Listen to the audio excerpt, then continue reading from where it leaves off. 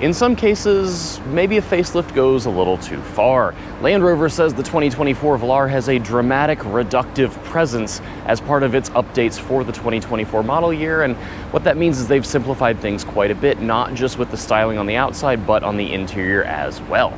This is Out Motorsports, the channel for cars as you are. My name is Jake, and I'm here with the 2024 Land Rover Range Rover Velar, and yes, it's got simplified, updated styling here on the front, and some new paint colors, including this gray, which is indeed a gray, and they simplified the styling here at the rear. So let's hop right inside this Velar, and I'll show you the updated interior, because that is really what I'm not loving.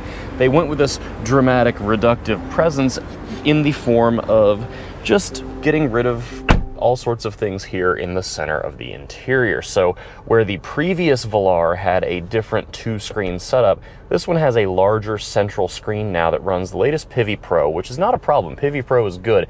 This is kind of a floating curved screen. We've seen the curved screen on other Land Rover products, including the Defenders, the bigger Range Rovers, that sort of thing. But where they had a bunch of controls with a secondary touch screen and some physical elements, including a volume knob, some kind of easy controls for defrost. The second screen had different controls up here to easily access controls for your seats, the massagers, those sorts of things.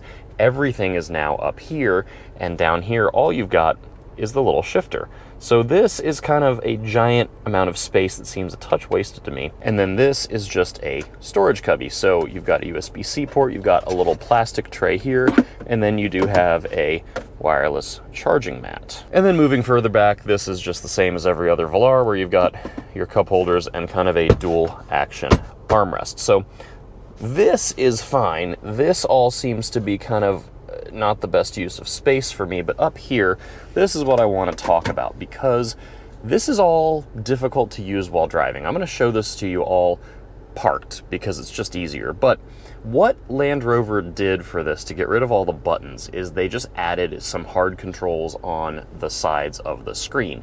And I say hard controls just in the sense of they're always persistent, they're always there. The challenge here is that this is all just the same. It's all just pixels when you're moving. So you've got dual zone climate control. So you've got this slider here and this slider here. And what you do to adjust your temperature is tap and slide, and it will let you go up and down. Now that's all fine and good while you're parked, a little harder to do while you're moving. You've also got these controls for your defrost. If you touch on this, then you get a whole set of controls for the driver's side temperature, the fan, the airflow, and your driver's side seat. If you do this on the passenger side, you get the same thing over there because the passenger side has their own climate control settings. Same thing over here for the volume. This is just a tap and slide again, which it's just all, it's a little much. And then the most amusing one to me, you can tap and slide to change your drive modes. So you can just do this, which I don't know how much I like that. Of course, you can, tap on it, it brings it all up too, and you get your controls for off-road bits here. But it's just a little wacky to me. This has the shortcuts as well. Turn off your auto start stop if you want. And then the rest of it's typical Pivi Pro, which is to say this all works fine. It's very pretty. It's generally easy enough to use and generally snappy enough. I just am not a fan of these controls here.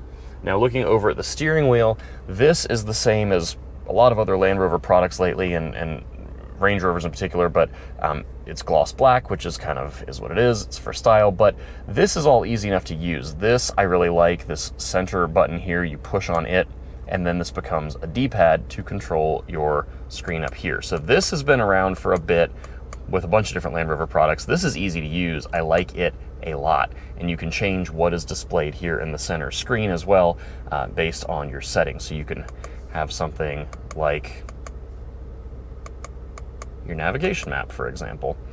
And if you like that, that's really fantastic. So this, I think they use the pixels really, really well, and it works nicely. And then this is going to be your easiest volume control. So one of my problems I have is just the volume control in particular is really challenging to use. I love being able to crank the volume on a road trip or turn it down if I need to see the road better, find an address. That is scientific, by the way. Your senses are linked like that. So if you want to be able to quickly adjust the volume, it's tricky in this car, unfortunately.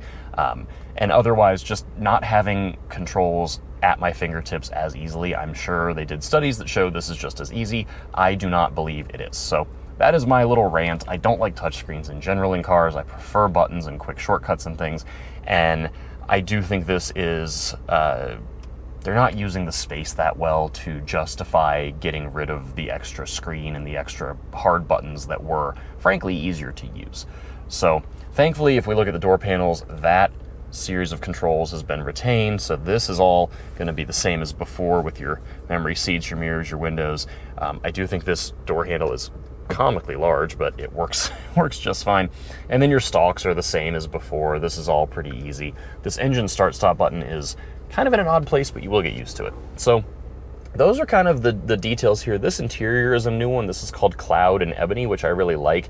They do also have two other interior color options. They have a kind of crimsony red burgundy color and a blue, both of which are much more exciting. This is pretty, but the others are more interesting to me. And then they do have some other new paint colors as well. So this is not like the spec I would get, but they have a lot of options, and I do really appreciate that about the Velar.